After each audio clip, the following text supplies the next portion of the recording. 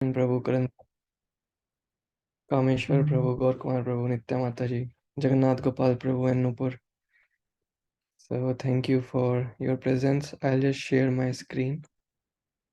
We'll continue with the chapter 14 canto 6 from text 56. So far what we saw was the lamentation of the king and the queen, the king Chitraketu and the queen Kritadyuti.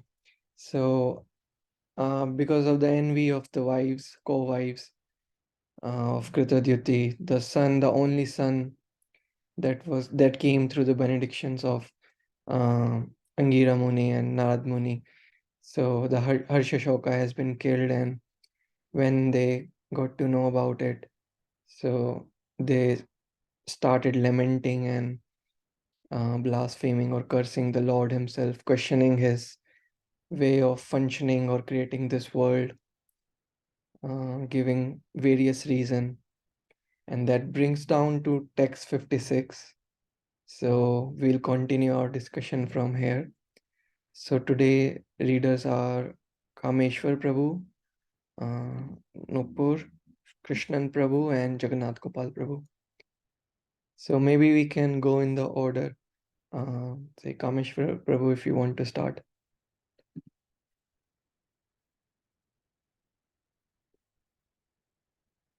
Or if anyone is available to start.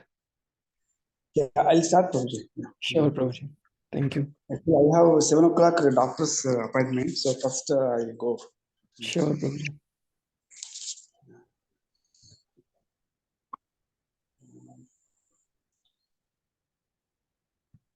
Just, You can start, Prabhu. yeah, Srimad Bhagavatam, 6th canto, 14th chapter, and 56th verse.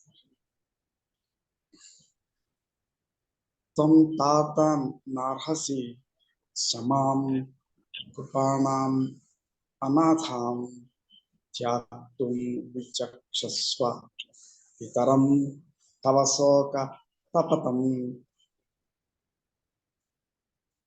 anjastareem bhavata praja dustaram yad vantam nayahi nahya karunene akarunena yamanena duram.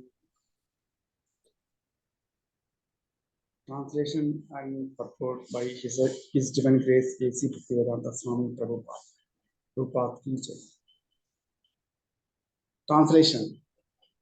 My dear son, I am helpless and very much I grieve. You should not give up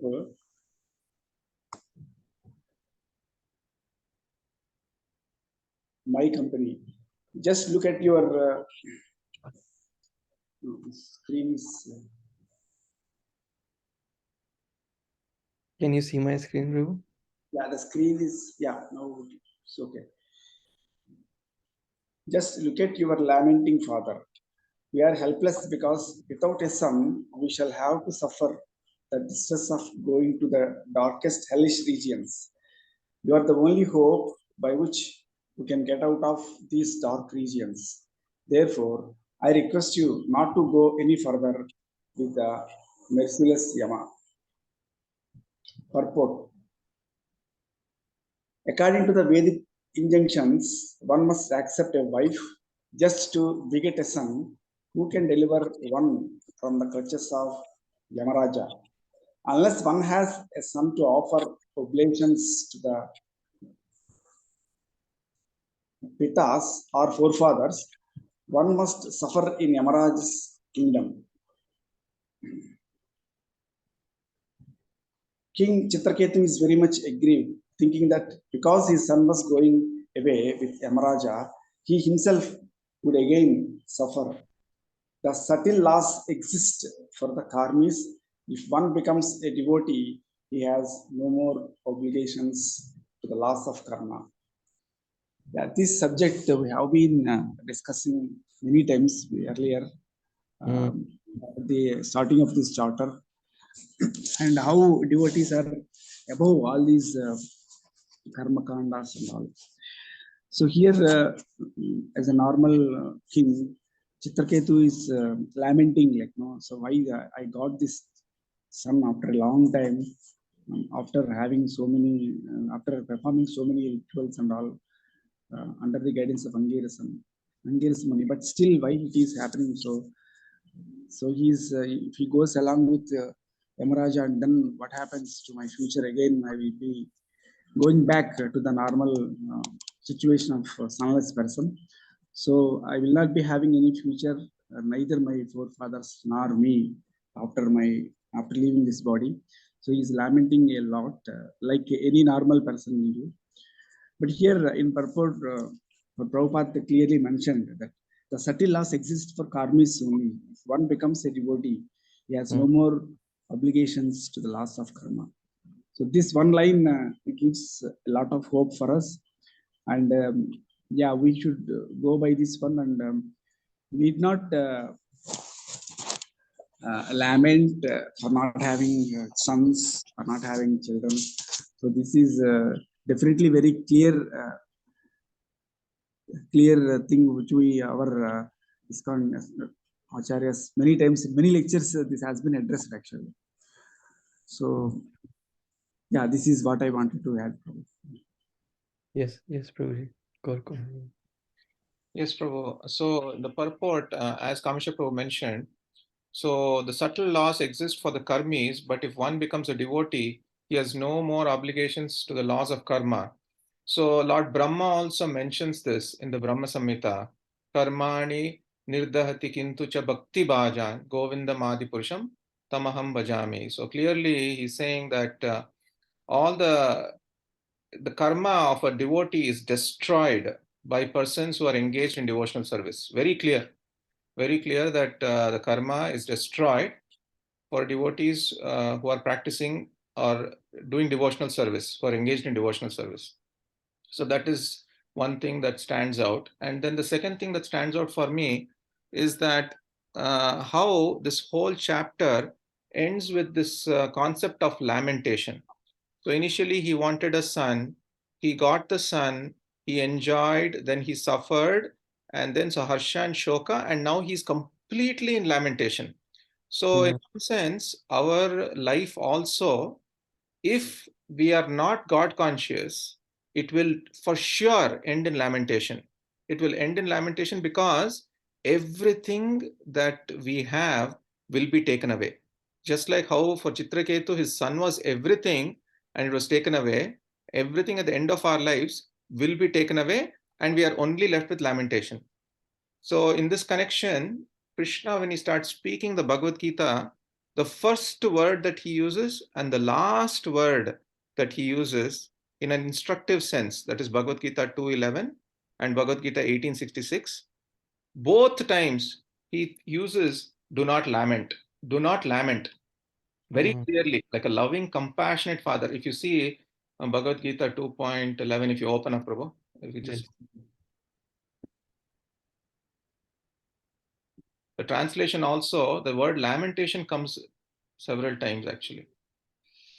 2:11, yeah. Asochan.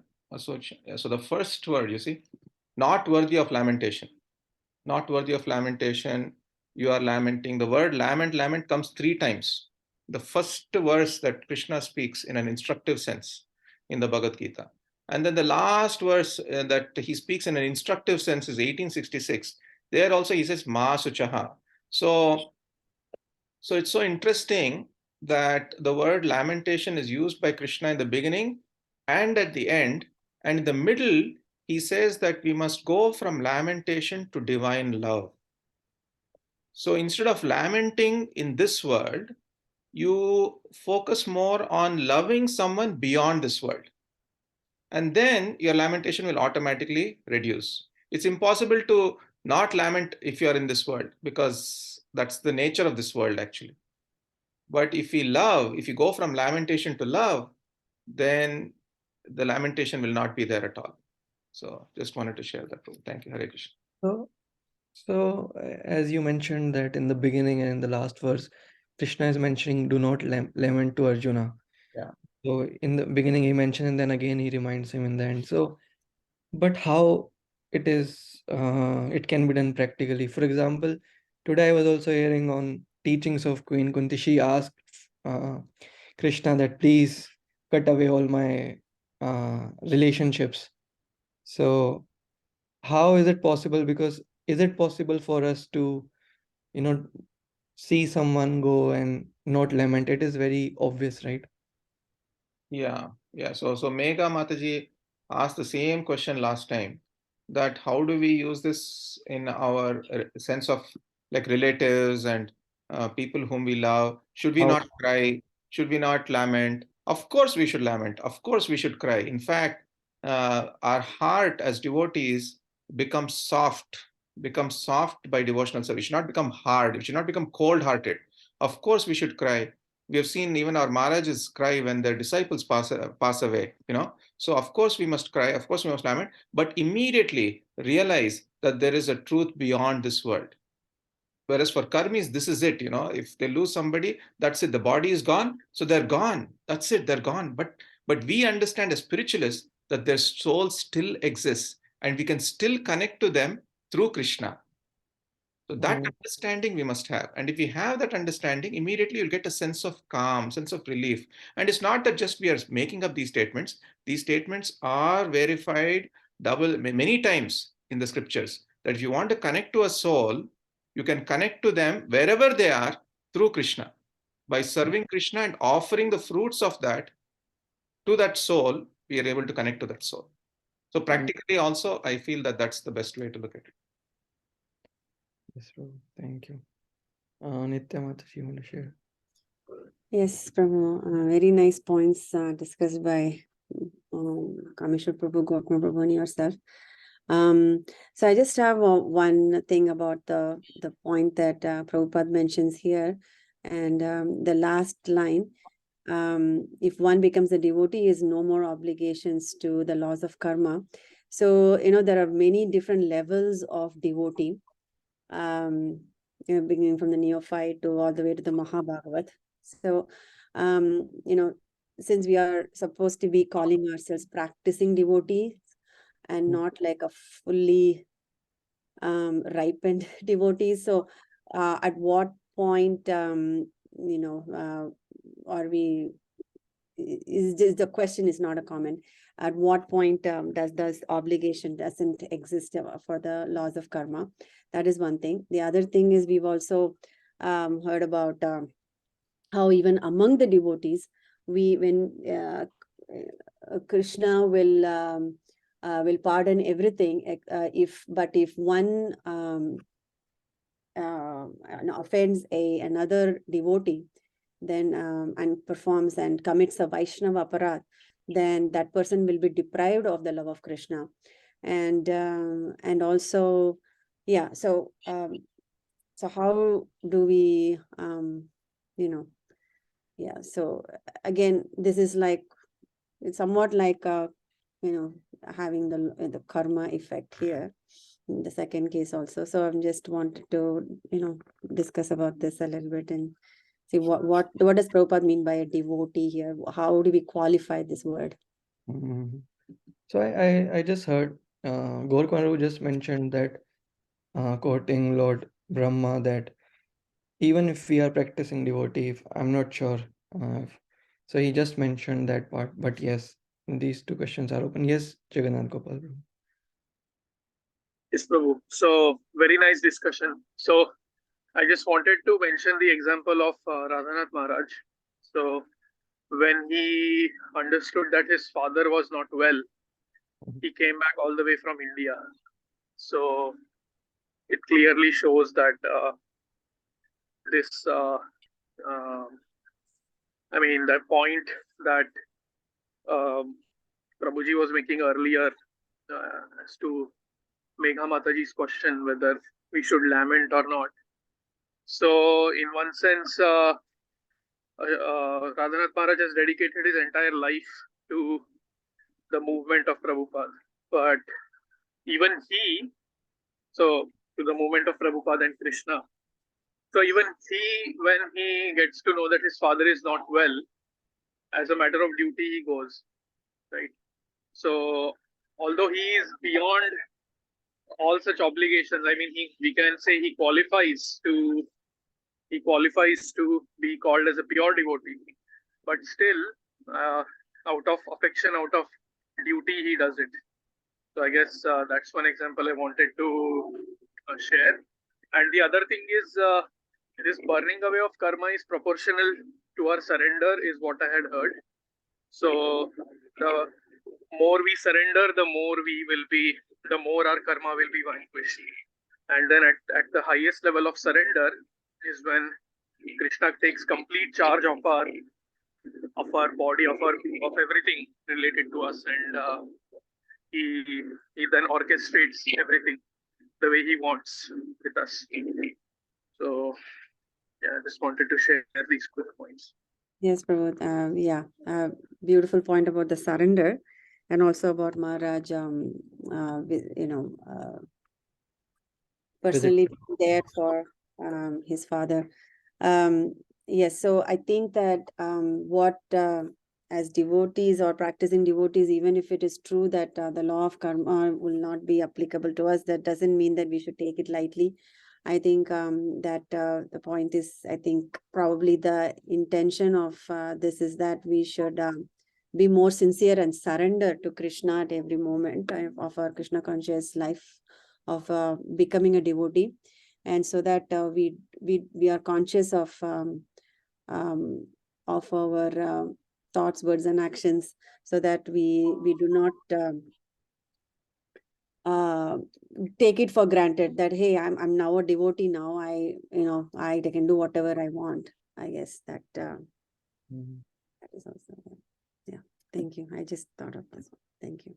Also, you had second question also, right, Mataji, regarding Vaishnava Aparad. What was that? Yeah, I mean, like Vaishnava Aparad is like one can suffer from the laws of karma, and then we can at least endure that karmic reaction and get out of it. But if one performs a Vaishnava Aparad, there is pretty much, it's the end of us even getting any love of Godhead, right? So I just wanted to touch base on that one. And yeah, yes, Gautama Prabhu. Yes. Yeah, so I've had some discussions with Chaitanya Charan Prabhu on this, and he says very honestly that this principle of Vaishnava Aparad or even offenses is overemphasized in ISKCON circles, so much so that devotees are so scared, just like how you mentioned that, oh, if I commit even a little bit, everything will be taken away, my whole bhakti will be shattered and it'll end. And so there's one example that Chaitanya Charan Prabhu gave of a fairly new devotee who used to go to the temple, an ISKCON temple, and then everybody started telling him that he should do like this, do like that, otherwise you're committing aparadh, otherwise you're committing aparadh, otherwise you're committing aparadh. And then he got so scared that he even stopped going to the temple, actually. So now it drove him away from the temple because of this overemphasis on aparadh, aparadh, aparadh. Of course, we must be careful as devotees to not commit aparadh, but the overemphasis on others not to commit aparadh can drive people away from our movement. So this is something that we have to keep in mind as well, that yes, we must be very sensitive, we must not commit aparadh, but if somebody is doing something wrong in a very big way, then in a very sensitive way, we should tell them in the right context if we have the relationship with them, not bombard this philosophy of aparadh and take them away from Krishna because of that. So everything is we have to handle everything very carefully, very sensitively in our movement. Just wanted to add this. Yeah. Also, I feel it might hamper a personal relationship also if other is a devotee. And if we just think, oh, if I should not commit any Vaishnava Aparadh, then it may not be that natural. It will be. Yeah. Exactly. And I think Megha Mataji was sharing. Yeah, please go ahead, Megha, because I think you mentioned a couple of examples in California where this happened. Yeah. Yeah, yes, Megha. Oh, no. I have a different question. So you can just finish your point and then maybe I'll ask. Yeah, you can go ahead. I don't have anything else to answer. Yeah, so like, I am not advanced, like I'm just going at my own pace. I'm always confused, or rather perplexed, because like these rules, so there are a lot of people who don't identify with ISKCON, or like who are not Hindus, who are Christian, who are Muslim. So they might inadvertently be, committing the aparads, you know. So are these laws like really universal? So that means like what is going on? So love for God is universal in all religion, but all these rules, I'm very perplexed by these. And um so it's very hard for me to have full faith in these rules. Mm. So what is your question? Is it just that are these rules universal? I mean, how does that make you The validity, yeah, the no, like I'm just confused about these, sometimes actually, yeah, rules. I don't know, too much sometimes, especially coming from India, there are so many beliefs. So Mm, like what I'm confused about is like what happens to people who are like, for example, Muslims, genuinely, let's say a Muslim who loves God, and he's just, or she, they are just doing what they're supposed to do, but then inadvertently they might be committing these aparads, let's say there's a devotee and they're committing aparad, or like they're breaking some other rule, uh, so what happens to them, and that makes me wonder about the validity of these rules. mm, yeah. Does anyone want to share? The way I think, or the what I could understand is definitely, if say someone is Muslim and they are, or Christian and they are, having that love of God and worshiping with all their heart, then I believe they will have compassion for everyone. As we read in Bhagavad Gita, also having compassion for a dog, for an elephant, for anyone, irrespective of the religion, or what category of living being they belong to, just seeing them as children of God. And then if that is there, then I don't see that aparadh happening over there. I don't see them cursing any devotee or trying to pull any devotee down, or uh, doing something that may hurt the other person, irrespective of a devotee also. So yeah, and if they do it, then I'm not sure that uh, what karma or what happens to them. But that otherwise, I feel, if irrespective of religion, if someone is having that love of God, then they will, like a repercussion or like a byproduct, they will love themselves and love the other people as well, seeing them as part of God. But yes, if anyone wants to share more on this, that are these Hindu rules or Vaishnava rules universal? Yes, please, Jagannath Gopal Prabhu. Yes, Prabhu. So your answer was spot on. So that is the case, and so the thing that has happened with all the religions, not just the Abrahamic religions, even Hindu religion, for instance, there is what we see might not be the, I guess, the correct or the highest interpretation of of the scriptures. And again, I'm emphasizing this is not just with Abrahamic paths. This is also with even Sanatan Dharma scriptures as well. Lot of misinterpretation, lot of things are there. So in the highest religion, as Vallabh Chaitanya Prabhu mentioned, that there is always this compassion aspect.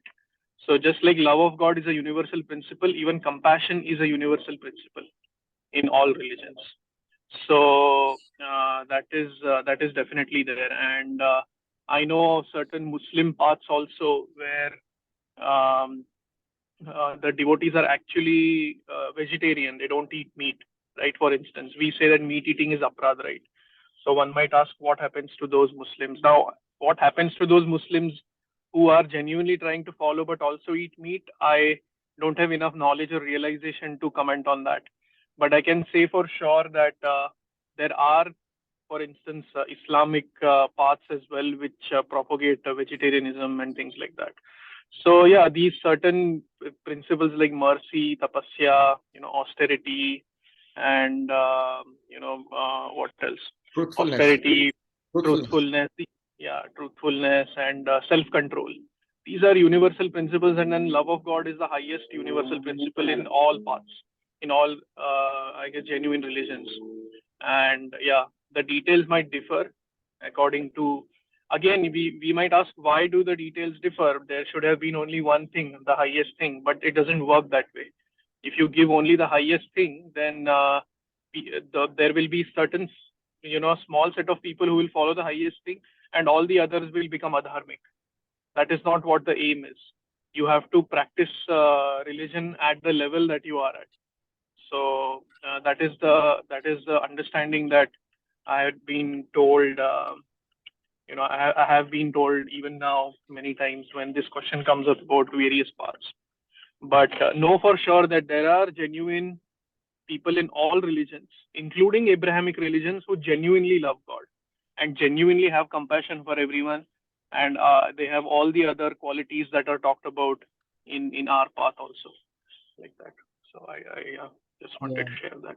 I also wanted to add that, even if we think that, if I think I am a devotee and I am unnecessarily criticizing a Muslim or Christian just because I think I am on a superior path, then I think I have lots of questions to ask myself, that is it the right way or the right mood or the right question that I am doing. So yes, Gaurakumar Prabhu, please go ahead. So I think Krishnan Prabhu raised his hand first. So Krishnan Prabhu, Nitya, and then I can go. Oh, sure. Yeah, I think Jagannath Gopal Prabhu answered the point that I was going to make, which is these rules and religion are for us, are for personal transformation, and they're given to us based on the position that we are in, at the level that we are in, and also the geography that we are in. So, if you're born in, in the Middle East, where there's not much vegetation, then it may be, to survive, the first principle is actually to survive, is to take care of yourself and to survive. And only after that, of course, compassion is there, truthfulness, everything that, we mentioned is all there. So everybody, we are all on a journey.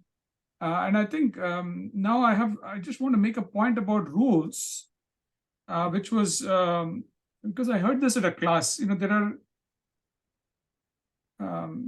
the basic thing about karma is, there are three ways of understanding, our philosophy in general. The first is, they call it pratyaksha, and then anuman, and then shabda. You probably heard of these three words, and pratyaksha is what you see. So, if I eat something bad, at night, next day in the morning, I'm going to have a problem. So we know that karma is there. It's there at small levels. It's also there at big levels. So we know that there is cause and effect. Now, in Hindu philosophy, it just extends beyond life. So we know that when a child is born, some children are born in rich families, some children are born in poor families. So karma is obviously, we can see it, or we can experience it. So pratyaksha is basically, whatever you can see with your eyes, whatever you can experience, whatever you can understand just by looking at things. Anuman is inference, which is, where you, let's say there is, you always have seen smoke with fire, and you always know that smoke is associated with fire. One day you're out in a walk and you see some smoke, you know that there is fire there. So that is Anuman. And so a lot of our philosophical rules or injunctions come from Anuman as well. The third is they come from Shabda, which is since we are all devotees, and we come in a disciplic succession, and we follow sadhus and holy people who have lived before us, and those are people who have seen things. They are people who have seen things, and they've experienced things, and they have seen what works and what doesn't work, and it's their lived experience that they share with us, and that is what becomes Shabda, which is the voice of our sadhus and Shastra. We always say Guru, Sadhu, and Shastra. So that is what comes down to us, and that is where some of these rules come in, because these rules are based on the experiences that our previous generations have had, and they have seen things beyond what we can see, and so we follow these rules because of our reverence to them. The 4 regulative principles, or eating, not meat eating, all those things. We follow it out of reverence to them. We may not be exactly able to prove with pratyaksha proof that this is really effective, but we base it on our trust, on our those are the points I wanted to just share. Thank you, Prabhu. Thank you. Thank you, Prabhu. God, Kumar Prabhu, you can go. Yeah, Nitya Mataji. So I just wanted to mention the 2 extremes of the pendulum. One is that I will not follow any rules, and the other extreme is that I will just follow only rules and nothing else. I'm just going to follow the rules very, very strictly and nothing else. So these are 2 extremes. So both have their own problems. So the basic assumption is that the external rules will lead us to internal purification and ultimately love. But if the external rules just remain as rules, just remain as rituals, then they cannot lead one to a spiritual path. So if the rules lead one ultimately to love, and that is the goal, that is the purpose of the rules. But if the rules are just followed for the sake of following the rules, then they'll take you nowhere. So there are 2 ways. If we follow that path, if you follow any path, if you want to become, so Prabhupada mentioned several times, if you're a Muslim, be a good Muslim. If you're a Christian, be a good Christian. Which means if you're a Christian, follow all the rules that Christianity is giving you so that it leads you to the love of God. If you're a Muslim, follow all the rules that the Muslim religion has given you so that you become a good Muslim, which ultimately leads to love of God. Like that. So I hope this clearly you can understand why the rules exist and what they are meant for. So one cannot say that I'm going to ignore all the rules and I'm just going to focus on internal purification. Many times, for most of us, 99.9% of us, that will not work. We have to follow a path and certain rules that are set on that path, which will take us to the internal purification. Does that help, Megha? Yes, that was very helpful, like all the insights. Yeah, thank you. Yeah, and I was just thinking of one pastime where Lord Chaitanya, when he takes out the devotees for the first Mahasankirtan, I think. So they go to Chandkazi, and when Chandkazi is a Muslim person, like a Mughal governor or something, who tries to stop them that no one should, chant these Hindu names or come out, but they just take the lamps and go. Everyone goes, and thousands of devotees go, and they chant the names. And when he sees that the soldiers, his own soldiers, the power of Lord Chaitanya, they are just transformed, and he surrenders when he sees the Lord himself. And he says, I just want to surrender to you. I just want to, chant and just follow your path. And the Lord doesn't say that, convert to Hinduism or change your dharma. He says you remain wherever you are and just be. I think that's what, in a sense, it is like, be a good Muslim, be a good human being. So I just was reminded of that. Thank you, Balbalu. Thank you, Megha. Thank you, Krishnan Prabhu. I think Nitya Mataji mentioned her question got answered. Thanks to Krishnan Prabhu. So if no one has any question, we can move on, or you can always feel free to raise your hand. So text 57. Next reader is, I think, Nupur. Yes. Krishna Text 57. Uttishtatatita ime shishvo vyasas Tvam avyanti nripanandana sambhihatu Suktaschiram bhai ashanya cha bhavan parito Kashvastanam pibashacho harna sukhanam. Translation. My dear son, you have slept a long time. Now please get up. Your playmates are calling you to play. Since you must be very hungry, please get up and suck my breast and dissipate our lamentation. So it seems like it's Krita Duty who is now in the mode of denial. Earlier, they were angry on the Lord, what rules you have made, if you have made such and such rules, what is the purpose of existence of God. And now it is like a situation of denial of the reality, because there is so much trauma, so much pain is there. She is denying it. She is just talking to her no more son that it's been a long time, you have slept, please get up, your friends are waiting for you, you must be hungry, you need milk, just dissipate our lamentations. There is still some hope, or a kind of a denial. So yeah, we can move to the next one if no one has any comment or question. Yes, so next reader is Krishnan Prabhu. Hare Krishna. So I'll read the translation, Prabhu. Yeah, Prabhuji. My dear son, I'm certainly most unfortunate, for I can no longer see your mild smiling. You have closed your eyes forever.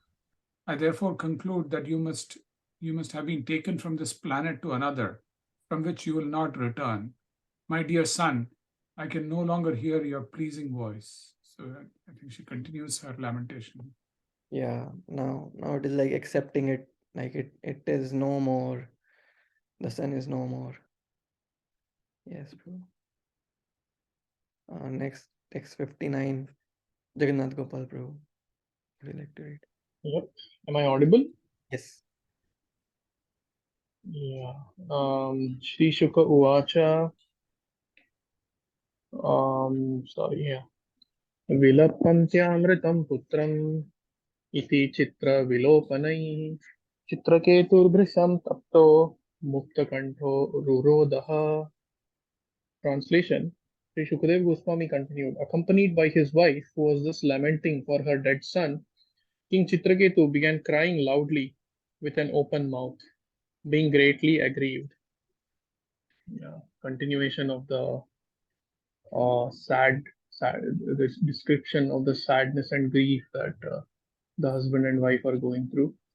And yeah, it's a tough time. As Vallabh Chaitanya Prabhu mentioned, there is denial on one level, there is so much lamentation on one level, and just one sec. Sorry, yeah. Yeah, I mean, this reminds me of, it brings back some bad memories for me also. When my dad had passed away, my mom would go and try to wake him up, wake up, please, how you've been sleeping since a long time and things like that. So it was a tough time. I was reminded of that when I read the previous verse, one of the previous verses. And actually, I wanted to share this previously also when I literally this actually, you know what? Just one sec. I'll share this later, Prabhu. Sure, sure. we can continue. I'm in the pharmacy, and yeah. Sure. So yeah, Gorkwaru just shared the stages of grief: denial, anger, bargaining, depression, acceptance. So we can see all of these here. Mm, The anger was there on the Lord. The denial was there in the previous verse. I'm not sure about the bargaining, but depression is there, crying out loudly with an open mouth, being so greatly aggrieved. Some people cry like that. Some people can be very quiet and inside they may suffer. Yes, Krishnan Prabhu, please go ahead. I'll just mention an unrelated point. This came up, about devotees not being affected by karma and other things. One of the other things I heard in a class very recently was that we should not share philosophy that somebody may not understand.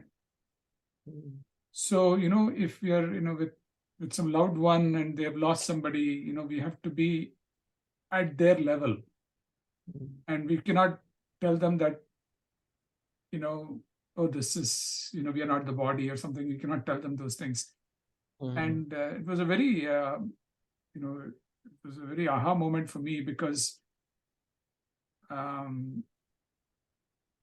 so yeah, when we may, even though even our understanding may be whatever, but we have to feel other, the person who's going through, we have to feel their pain in the mm, way that they are going through it, which is mm. also very hard. And so I just thought I'll make that point also. Yes, Prabhu. Thank you, Prabhu. Yes, Korkwan just mentioned that in our outreach also, we have to go to the level of the audience and slowly bring them up. Yeah. Yeah. Thank you for sharing that, bro. So, next verse, I'm not sure. Let me check if Kameshwar Prabhu is still there. Is Kameshwar Prabhu, if you are available, would you like to Yeah, speak? Prabhuji, actually, just now I came to the clinic. I have appointment with the doctor at 7 o'clock right now. So doctor is waiting. So probably you can proceed with the next reader, Prabhu. Sure, Prabhu. Hope all goes well. Can I read? Yes, yes, that will be wonderful. Thank you, Mehul. तयोर्विलापताहो सर्वे दाम्पत्योस्तद् अनुव्रतः रुरुदुस्मानारा नरा नार्यः सर्वम् आसीद् अचेतनम्. As the king and queen lamented, all their male and female followers joined them in crying. Because of the sudden accident, all the citizens of the kingdom were almost unconscious. So everyone is feeling the pain that their king and queen are going through. So it's like everywhere there is lamentation going on. The final verse of this chapter, Nupur, I think you are next. Yes. Yeah. It's 61. Evam kashmalam apanam nashtu smagyanam anayakam Yatva Angira Nam Rishi Rajagam Snarada. Translation and purport by His Divine Rishi A.C. Bhaktivedanta Swami Prabhupada Shri Prabhupada Ki Jai. When the great sage Angira understood that the king was almost dead in an ocean of lamentation, he went there with Narad Rishi. Thus ends the Bhaktivedanta purports of the 6th canto, 14th chapter of the Srimad Bhagavatam, entitled King Chitraketu's Lamentation. Jai Krishna. Yeah, so the sage and sage saw so much lamentation going on. So he was the one who gave this benediction of providing the king with a son, Harsha Shoka, who will be the source of happiness as well as sadness. Now I think he's going there to remind him what I told you before.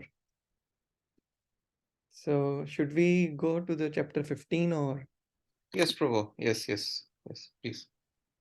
Sure. So chapter 15, Canto 6, the saints Narada and Angira instruct King Chitraketu. So we can start with the first text. Krishnan Prabhu, would you like to read? Yeah. Yes. Sri Sukhdev Goswami said, while King Chitraketu, overcome by lamentation, lay like a dead body at the side of the dead body of his son, the two great sages, Narada and Angira, instructed him about spiritual consciousness as follows. Yes.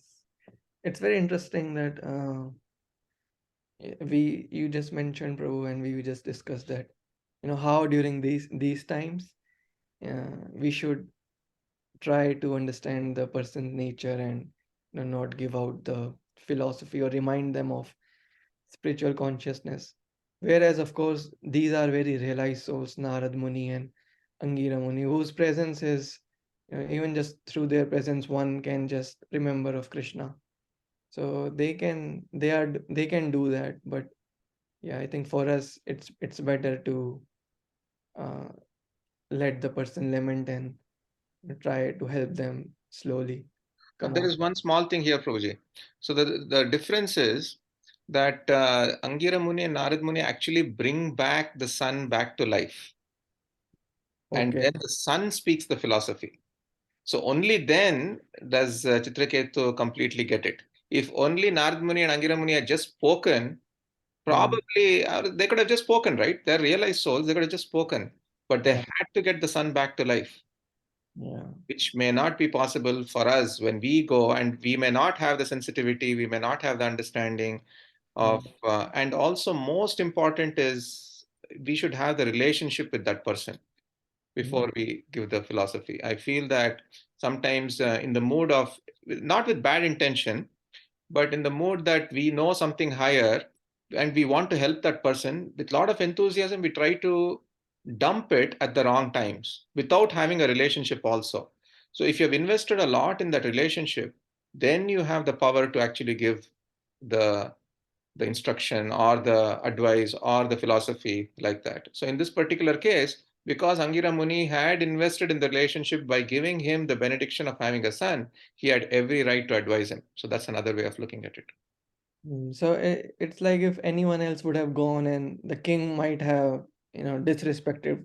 For sure, for sure. If anybody else had gone and given philosophy, he would have just, come on, I'm suffering here. My son has died. What do you understand? Get lost. Something like that, Yeah.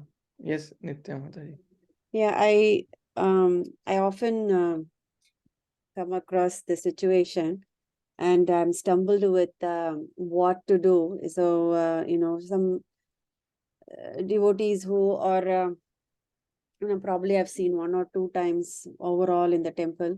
Sometimes they go through some difficulty and then they catch hold of a person, seemingly like because I wear tilak and I have a devotee clothes, they think that I'm I've been in this practicing for many years. They think that I know everything, and then they come and they pour out their problems in life, and then which are very dramatic, the dramatic in the sense, I mean, which are really real problems, and then they seek spiritual guidance. So in that case, I don't know about them, and they have a problem, and they've gone through something very drastic. It's not dramatic. I was trying to use the word drastic, and but they require spiritual guidance. So at that point, how do we know that they are really seeking, or because we don't? So what is the right approach for such things? Because in that sense, I don't feel like giving them spiritual consciousness, but they are asking for it. How do I know? Yeah, it's I'm very amazed to know that during at such times they are trying. Sorry? Yeah. I'm very amazed to know this, that there are people at such times it is definitely a reminder, such times definitely are like a wake-up call for us to look beyond this world, but not everyone by themselves immediately they do it. But yeah, Gaur Kumar Prabhu or Krishnan Prabhu or Jagannath Gopal, anyone, Karan Prabhu, Megha Mataji, Sandhi Sakhi Mataji, Nupur. Wait, what the question is that the person who is going through that thing, drastic thing, is coming and seeking philosophy.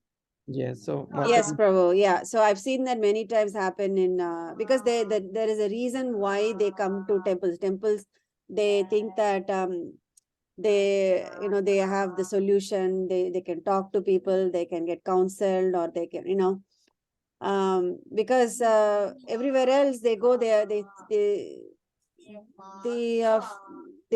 feeling the misery, whereas when they come to temple, they think that we all have answers for their problems. This at least I've come across like 4 or 5 incidents in Bhakti Center on Sunday Bhagavatam Shravan class. After somebody introduces me and says, "Can you please talk to that Mataji?" And then they pour their heart out. I have no recollection of seeing them ever in the temple. So, but they need a philosophical explanation. And some things are very weird, like they got really like tantric effects. I remember one Mataji coming to you and Yeah.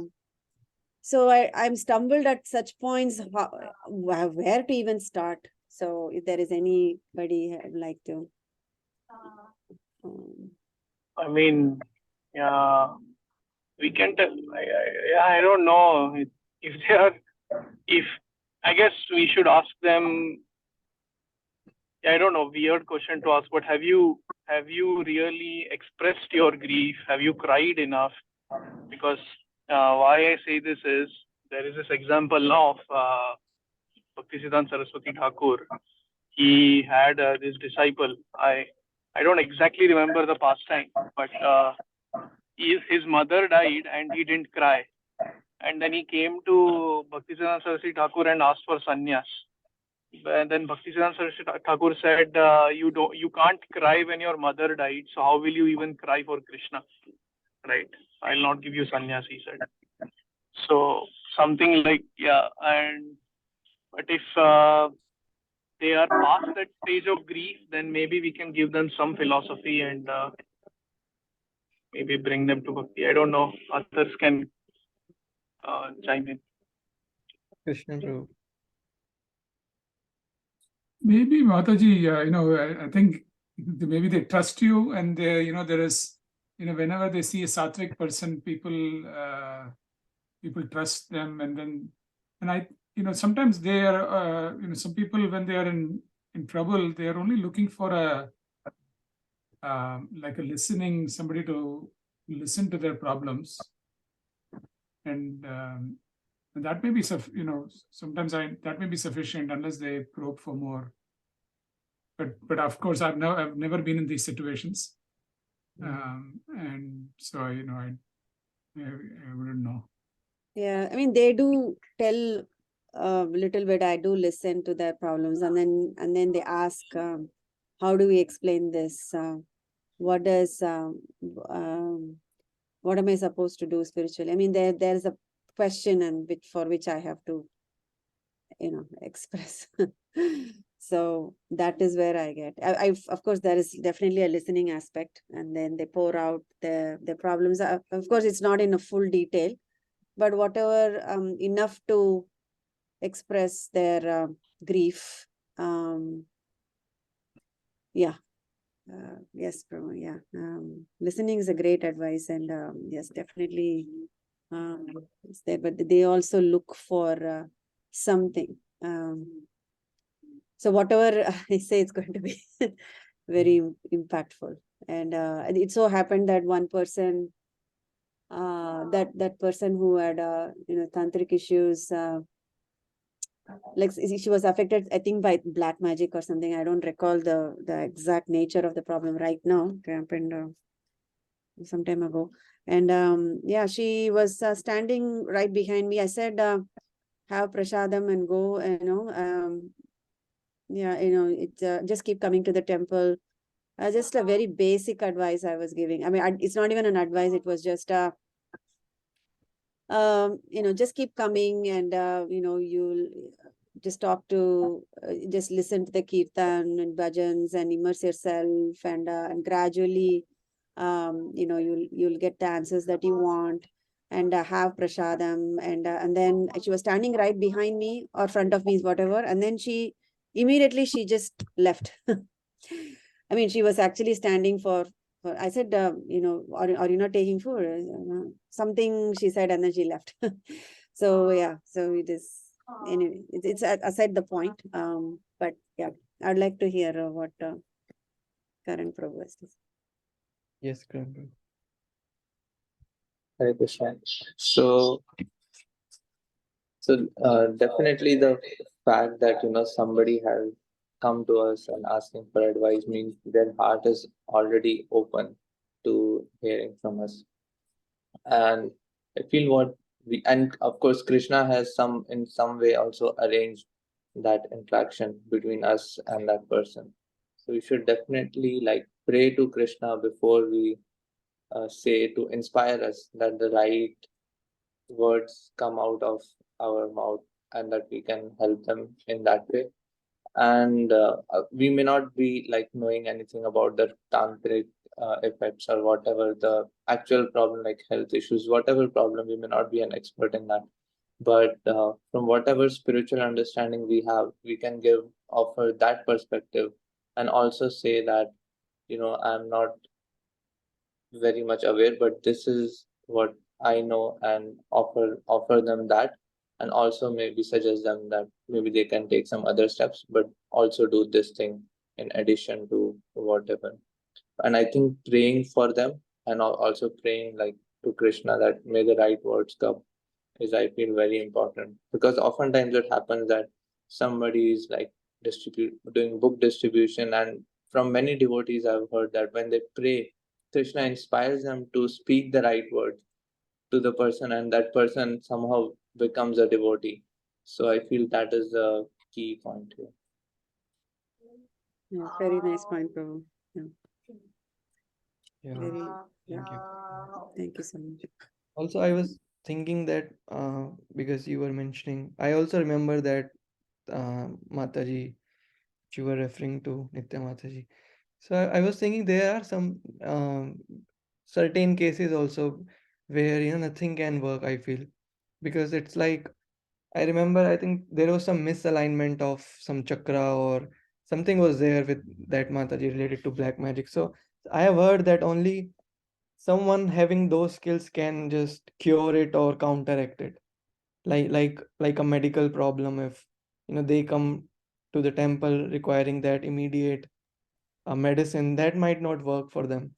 They might have to just see a doctor, and they may heal it. And of course, so I felt there are definitely those cases also where if you try to share bhakti or something about Krishna, that might not click also all the time. So yeah, but thank you. Yes, Prabhu. Yeah, that is also there. There is sometimes there may be no answers. Maybe that's what Krishna's plan is also. Maybe wait it out. Who knows? Yeah. Yes. Thank you all for this input. Thank you, And, everyone. and since we're talking about this black magic, I know one devotee personally, was a very good friend of mine, and he was in touch with Bhakti Damodar Swami Maharaj. So Maharaj actually connected him to some devotees in South Africa who, knew how to track this black magic. So they were able to track that it's coming from somewhere from his previous life in some relationship, and that person is through black magic, that effects are affecting his this life. So kind of maybe we can recommend them going to astrologer or something like that, and at the same time giving spiritual guidance to our best extent possible. Yes, Prabhu. Yeah, thank you for sharing. So moving, if anyone has any question, please feel free to raise your hand or any comment at any time. So moving to text second. So I think next is Jagannath Gopal Prabhu. Yes, Prabhu. कोऽयं स्यात् तव राजेन्द्र भवान्यम् अनुशोचति त्वं चास्य कथमः सृष्टौ पुरेदानीम् अतः परम्. Translation: O king, what relationship does the dead body for which you lament have with you? And what relationship do you have with him? You may say that you are now related as a father and son, but do you think this relationship existed before? Does it truly exist now? Will it continue in the future? Purport. The instructions given by Narada and Angira Muni are true spiritual instructions for the illusioned, conditioned soul. This world is temporary, but because of our previous karma, we come here and accept bodies, creating temporary relationships in terms of society, friendship, love, nationality, and community, which are all finished at death. These temporary relationships did not exist in the past, nor will they exist in the future. Therefore, at the present moment, the so-called relationships are illusions. Yeah. Since there is no endurance to the temporariness of uh, things connected to our body, Prabhupada is writing here in the purport that we will leave everything behind. We will have to leave everything behind. And interestingly, when I read this verse, what relationship do you have for this body? You may think he is your son and your father. I was actually holding Prithu. So I was thinking it is so interesting that, but anyway, yes, on a material level, definitely, the relationship that I have with Prithu is temporary. I know that, but at the same time, this temporary relationship can also be used in the service of the Lord, and used for spiritual realization. In fact, even after now we proceed further in the pastime, that is exactly what happens.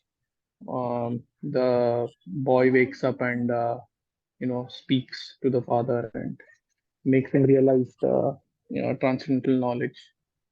So yeah, that's pretty much it.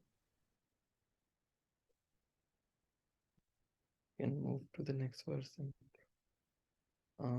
Text third. I think Megha, do you want to read? Sure. Thank you. यथा प्रयान्ति संयान्ति श्रोतो वेजेन भालुका संयुज्यन्ते वियुज्यन्ते तथा कालेन देहिना. O king, as small particles of sand sometimes come together and sometimes separated due to the force of the waves, the living entities who have accepted material bodies sometimes come together and are sometimes separated by the force of time. Purport: the misunderstanding of the conditioned soul is the bodily conception of life. The body is material, but within the body is the soul. This is spiritual understanding. Unfortunately, one who is in ignorance under the spell of material illusion accepts the body to be the self. He cannot understand that the body is matter. Like small particles of sand, bodies come together and are separated by the force of time, and people falsely lament for unification and separation. Unless one knows this, there is no question of happiness. Therefore, in Bhagavad Gita, there is the first instruction given by the Lord. Dehinosmin yatha dehe kaumaram yauvanam jara tatha dehantara praptir dhiras tatra namudyati. As the embodied soul continually passes in this body from boyhood to youth to old age, the soul similarly passes into another body at death. The self-realized soul is not bewildered by such a chain. We are not the body. We are spiritual beings trapped in the body. Our real interest lies in understanding this simple fact. Then we can make further spiritual progress. Otherwise, if we remain in the bodily conception of life, our miserable material existence will continue forever. political adjustment, social welfare work, medical assistance, and other programs we have manufactured for peace and happiness will never endure. We shall have to undergo the suffering of material life one after another. Therefore, material life is said to be dukhalayam ashashvatam. It is a reservoir of miserable conditions. Mm. Yeah. Does anyone want to share this text?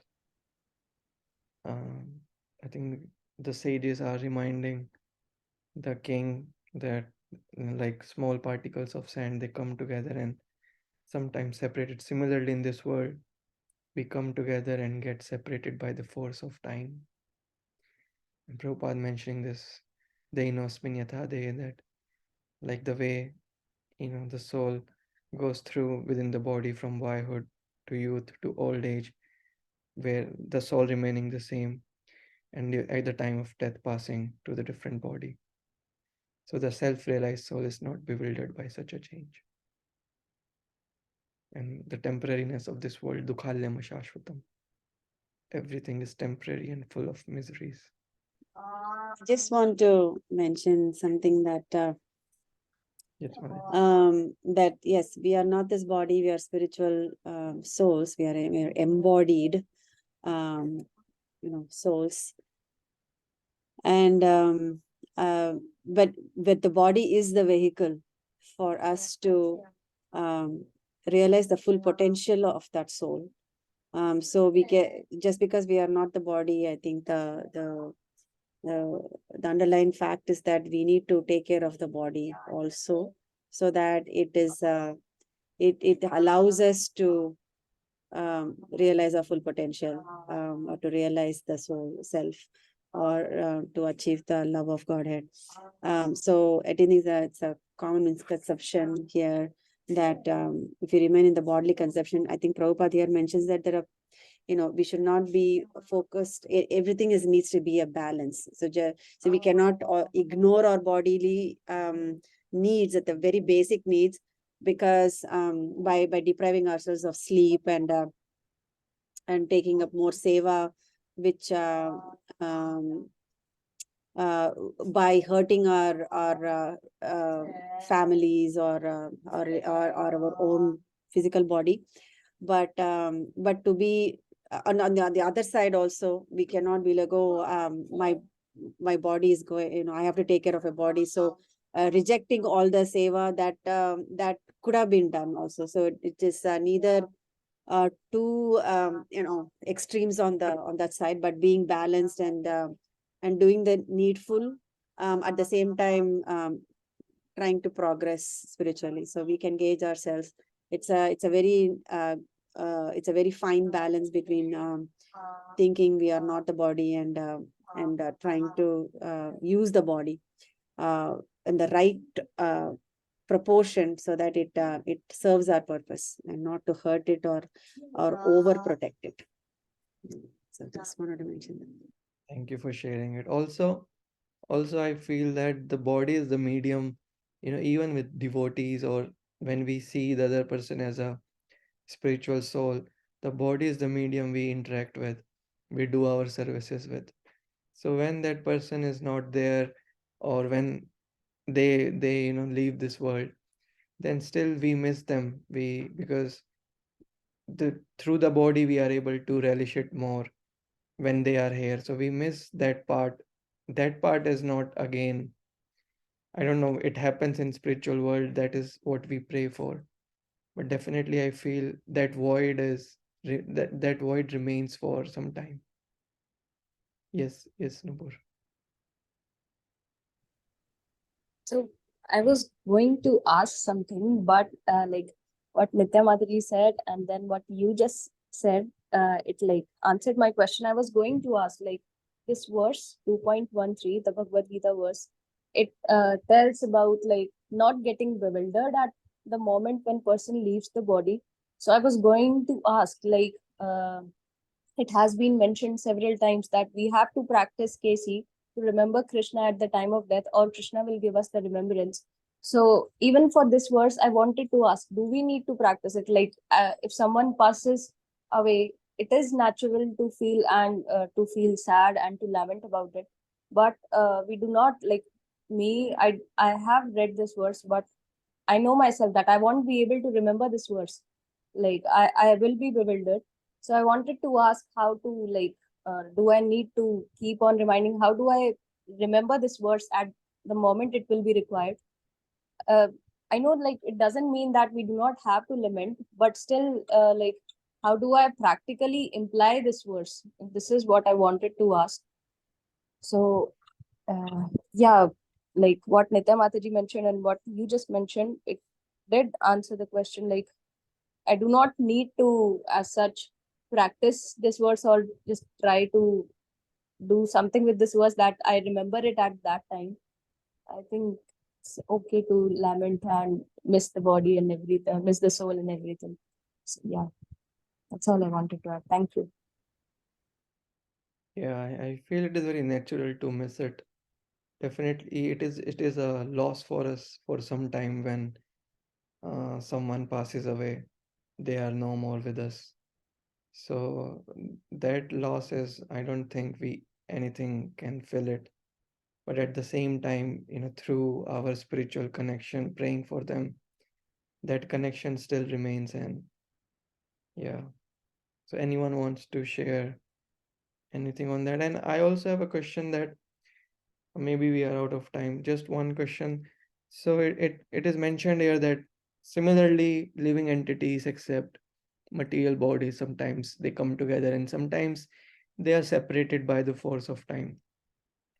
So is it just like a random lot, you know, we come together like parents, children, or spouses, or friends? Is it a random lot, or is there a meaning to it? Is there some spiritual later on? Does that connection continue, or is it just like a random thing happening lifetime after lifetime? Like just based on karma, you are just randomly put together. Any thoughts on that? And we might be out of time also. I don't think anything is random, Prabhuji. There is a connection, I feel.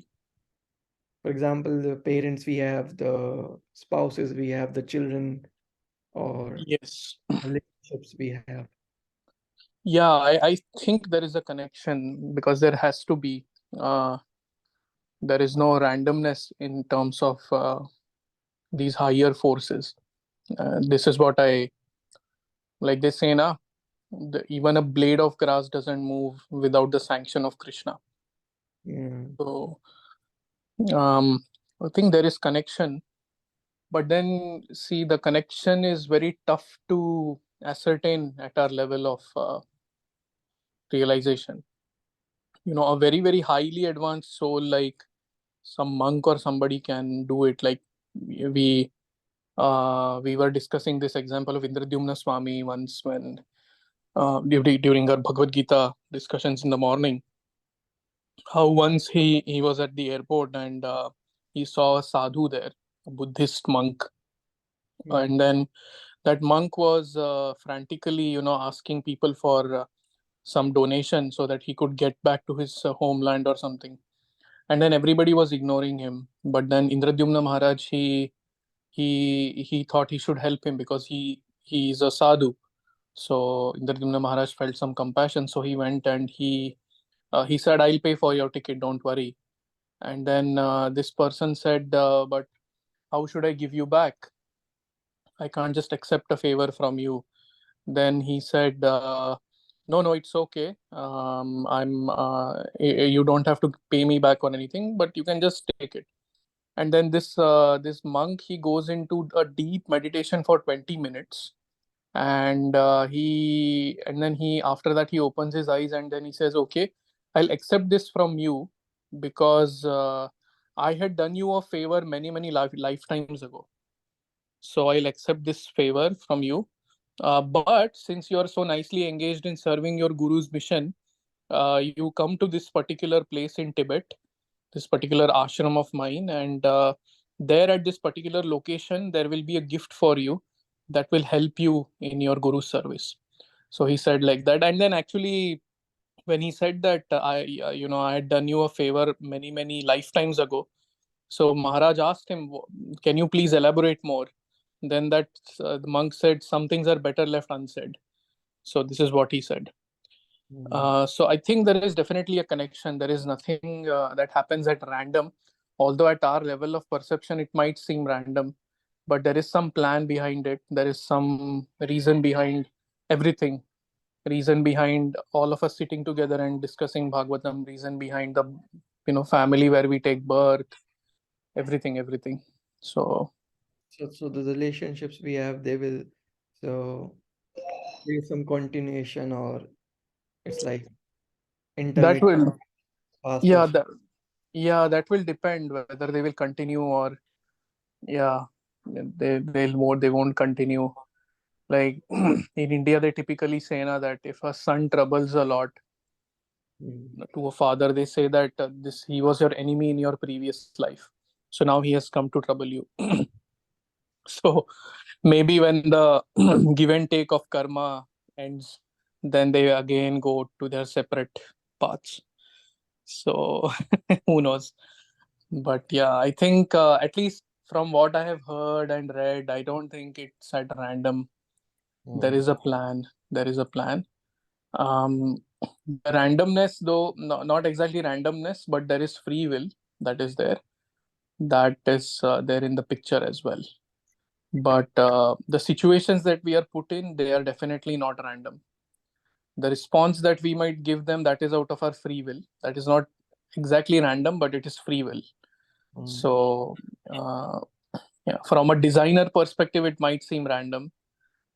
But still, Krishna says, Vedaham samatitani vartamanani charjuna bhavishyani cha bhutani mam to vedana kashana. He knows everything, past, present, future. He's like that father who knows his kids inside out. So the kid although in one sense it is the free will of the kid to decide what to do next, but the father knows the kid so well that he knows what the kid is going to do, like that. So yeah, that is how the Lord knows about us, everything, past, present, future, everything. So yeah, but yeah, we can surprise him by taking to Krishna consciousness and make him happy, like that. And not coasting along our waves of karma. Yeah. Thank you, bro. Yes, Gorkmaru. So this verse, verse that you just read about, like the sands coming together. So Prabhu, that is going to come very shortly, actually. In 6:15.3 only it comes. I won't take too much time, but I just want to mention 6:15.3 it comes. But anyway, yeah, there you go. That's the verse. A small particles are coming together. You just read it, bro. Yeah. So basically, so what I wanted to say was that Brian Weiss, the person who has written this book called Many Lives, Many Masters. Have you read it? Has anybody read that book? Krishnan Prabhu, have you read it? Or Jagannath Gopal Prabhu, have you read that? I've heard a lot about it, Prabhuji. Yes. Many of my friends, they suggested me to read it, but I haven't. Yeah. I have read it several times, this particular book, Many Lives, Many Masters. So he's a psychologist who never believed in past life or past life regression, or it's a bestseller. It's 19,000 people have read it, and I've read this book several times just to understand the same question that Vallabh Chaitanya Prabhu asked, that do the souls come together, do they go? But in this, when he asks people and they go back to their past lives, they see that the soul who is their husband, for example, in this life, could have been their mother, could have been their sister, could have been their son in the past life, in some other life. So the groups of souls, actually, very interestingly, groups of souls travel similarly to other other planets, other universes, things like that. Because of another point of to understand our thing, like what Nupur is saying here, the karmic accounts, the karmic balances, you have to deal with them only. So that is also there. But also in this book, he repeatedly proves that the people that we meet, if we have love for somebody, that love will again come back in the next life to teach us another lesson or something like that. So very nicely he talks about it in this book, and I strongly recommend this book actually, because he goes through like 500, 600 years ago and people telling how it was at that time, and he's verified this, and very beautifully he talks about souls. And interestingly, this book is called Many Lives, Many Masters. He talks about the gurus also who come in our lives, the masters who come in our life, and they keep on coming back. The masters keep on coming back and make sure that we are elevating our consciousness. Very, very much in line with what we have been reading and understanding. So yeah, I recommend that book. Does he shed light on this, on the discontinuation of the journey by spiritual realization or something like that? Yes, very much, very much. I mean, he's become very, very spiritual right now, and he talks about love of God all the time. I mean, he's a multi-millionaire now, and he speaks only to like billionaires and millionaires like that, and he guides them on the spiritual paths. Brian, yeah, he's 100% a spiritualist now. So, wow. And very much about love. He's always about love of God, love of God, love of God. Very strong proponent of that. Amazing. We can quote him in our Yeah. This book is always quoted. Yeah, this Many Lives, Many Masters. In reincarnation seminars, this book keeps coming up again and again and again. I have a copy of this book at home. If anybody wants, you can take it. I might take it, Prabhu. I'll see. Sure, Prabhu. I'll give it to you. Maybe it's more convenient on Kindle, but I'll see. I'll let you know. Yeah. Krishnan Prabhu. He's written many books actually. This is not the only book, but he's written many books. I've read a few of his books. Has someone been through past life regression here in our group? For example, there's another one called Only Love is Real, and he talks about that as well. So that's, if you can pull that up, Only Love is Real, Brian Weiss, 1996, he wrote that. 1988 is when he wrote this Many Lives, Many Masters.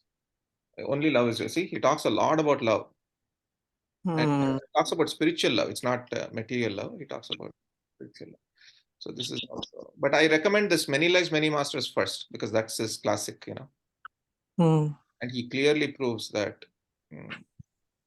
And even that messages from the masters, that is also brilliant, actually. It exactly falls in line with what our acharyas are talking about and what the messages from the masters are. That's another book, Messages from the Masters. Anyway, so there are people who have done this research and looked into this, and the souls travel in groups. But interestingly, you can't say that for 7 lives, I'm going to be your husband, I'm going to be your wife. It's so interesting that repeatedly it proves that you could be a sister, you could be a brother, you could be a husband, like things like that, it changes. So that also and people get shocked when they do the past life. My husband now was my mother in my previous life, something like that. No, it's very interesting. That is such a rasabhas though, right? Yeah, it is. But yeah, and then he asked questions also. How was your mother then? What is the relationship and everything? It's very, very deep. I mean, but the point is that love, that concept of love is the same. How much ever the husband was. So you'll see some husbands treating their wives as children, actually, sometimes, or sometimes the wife treating the husband as children, and they could be the mother in the previous life. You see? Wow. That rasa will be the same. That thing will be the same. Do you agree, Krishnan Prabhu, or is it too? No, I do. I'm fascinated by the book. I'm going to read it, of course. It is really interesting. Of course, I also wanted to mention that there is a verse in the Bhagavad Gita too, where Krishna says that all the spiritual credits that we carry will lead us to a birth in a wealthy family or in a good family. Yeah. Or a Brahmin family, yeah. Or a Brahmin family. That is one. And then the other thing was, King Bharata's life, Maharaj Bharat's life, is every life is a means for us to get closer to Godhead. Yeah. So the people that we that are born with us, they all have a role to play in taking us closer to Godhead. Yes. And on that point, just today I was discussing with somebody, maybe with Vallabh Chaitanya Prabhu 2 days ago. So the purification, we are all meant to learn something, Prabhu. And this he repeatedly mentions. Brian Weiss also mentions, and even in our acharyas also. We are meant to learn something in this life. And if we don't learn that, repeatedly the same situation keeps coming up again and again and again. We have to go through some purification. We have to go through some elevation of consciousness. And that is why we are here actually in this world with the people around us. If we don't learn that, the same situation, if we escape that, then the same situation comes again, either in this lifetime or in another lifetime. It keeps on coming again and again. All this is shown in that book actually. I don't remember which book. I've read all his, like 3 or 4 of his books. So he keeps repeating. So the soul actually tells, oh, I didn't learn the lesson 500 years ago. Then 400 years ago, the same thing happened in a different situation. The same thing. I did not learn there also. But then 300 years ago, I learned the lesson and I elevated. I went to the next level. And then 200 years ago, my next test came. My next learning came. Next learning came. Like that. You keep growing like that. I just have a question. I mean, there is a reason why Krishna has formulated this world so that we don't remember any of our past lives. Yes. He says in Bhagavad Gita also that you don't remember, but I do, and it's a part of the plan, right? Yes. So I don't know how So it affects our yeah. So like also, taking shortcuts. it's just, I mean, for some people who want to know about it, you can, but don't get too much caught up in your past and what has happened, things like that. The point Yeah. our Acharya says, just move on. Whatever has happened in the past, Yeah. whatever has happened, just learn and move on from now, But Yeah, if you're really curious and if you're really interested that for whatever reason, then you can. But it's not going to help you elevate your consciousness. Yeah. If you just have faith in the scriptures and faith in our acharyas, then you can just trust that it is true and move on. Yeah. And this is also very dangerous because I did come across one, many years ago, about somebody who says they are hypnotherapist and then they can look at my past and then tell me about my spiritual growth and all that. Yeah, I mean, it's they told me certain things, but I have no way to verify, first of all, what has happened. And secondly, these people charge like so bizarre charges, like, so for the first 1 hour, they say it's like half an hour or something, it's free. But then after that, it's like every question is like $200, $500, it's becoming like a money-making scheme. So it is very so if you are reading this book and you are intrigued by, okay, I want to know about my past or something, be very careful about these things. There are so many people out there to take advantage of us, and of course I'm not saying they should be done for free, but I mean, like, ask why why you want to do this. I mean, our life, we can just keep it simple. Knowing what my past life wasn't useful at all for me. I mean, I think about it and then I'm sometimes like, I wish I forget it. I would like to know my past life, but then what your past life was? Did you go through that regression? Past life regression? Yeah. I told you the Starlight. Remember from? Yeah, but do you know what your past life was? So one particular lifetime she mentioned about the past. Oh, life. that show. So Yeah. this is not she mentioning. So this what Brian Weiss does is, if you read the book, he actually lets that person themselves talk. They themselves. Oh, that hypnotherapy, right? Yes. That she was going to do the next. That was the next level that she was going to do. And then I just said I So don't there are know. many, focuses, Yeah. but this guy, Yeah. anyway. he Because also- they have to know where to start. So that is why she was asking, this lifetime, does it appeal to you? This lifetime, does it appeal to you? Then we can start from there, like that. Yeah. So it was, yeah. So have any of you seen the movie Groundhog Day? Yeah, It's one of my favorite No. movies of all times, and because it it's follows a very popular one. Yeah. very popular movie, but it follows exactly what Gaurakumar Prabhu was saying about learning from your lives. Actually, that will be another fantastic movie. I don't know if you see movies at Krishna House. Yes, we do, Prabhu. We do. We do. Oh, this movie is all Vedanta. Really? Oh, it's completely Vedanta. Oh, Of course, wow. you have to see it and then think where it's entirely Vedanta. It's how you can. It's exactly like there's many lives, many masters. Like as you were saying this, it's a movie for this book. Perfect, Prabhu. Thank you so much. Yeah, next movie night is for the Krishna Yeah, House organizers. I'm reading about it. It's underground Buddhist classic, he says. And it's a depiction of cycle of birth and rebirth. Oh, thank you so much, Krishna Prabhu.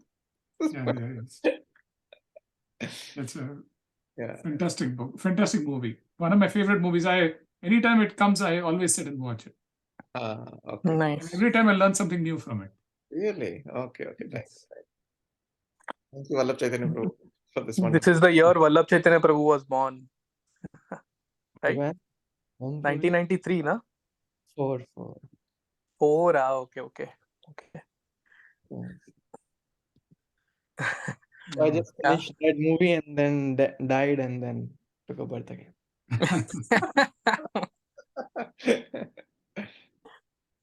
So Vallabh Chaitanya Prabhu, you came to this country you were born after I came to this country. Oh, really, bro? Yes. Maybe we must have met before. Right. We must have had some past life.